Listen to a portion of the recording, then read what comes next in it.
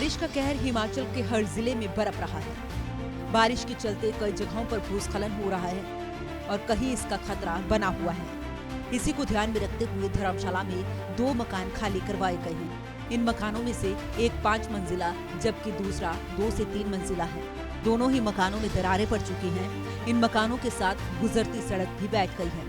ऐसे में भूस्खलन के खतरे को देखते हुए तहसीलदार धर्मशाला ने इन मकानों में रहने वाले लोगों को मकान खाली करके सुरक्षित स्थानों पर जाने के लिए कह दिया है। आपको बता दें कि बरसात में धर्मशाला तहसील के तहत अब तक लगभग 2 से 3 करोड़ रुपए का नुकसान हो चुका है।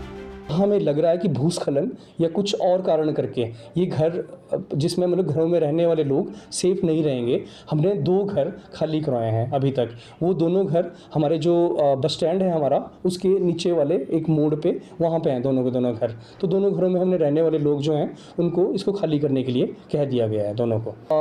देखो अगर नुकसान की बात करूँ मैं तो नुकसान मल्टीफेरिया अलग अलग लेवल पर अलग अलग हुआ है। जैसे हॉर्टिकल्चर में भी नुकसान हुआ है, खड़ी फसलों को भी नुकसान हुआ है, PWD में नुकसान हुआ है। लेकिन एज ए तहसील मेरे पास जो डाटा है अभी वो है हमारा घरों, काउ शेड्स, लाइफ वगैरह में जो हमारे ह्यूमन लॉस हुआ है और कैटल लॉस हुआ है। अगर मैं मकानों की बात करूं, जो हमारे मकान गए हैं और जो काउ शेड्स गई हैं या मकानों के ऊपर जो पेड़ वगैरह गिरे हैं, पत्थर वगैरह गिरे हैं, उससे अगर मैं उस टोटल लॉस को अगर मैं मॉनेटरी टर्म में बात करूँ तो मुझे लगता है 2 से 3 करोड़ के बीच में इसका आंकलन रहे।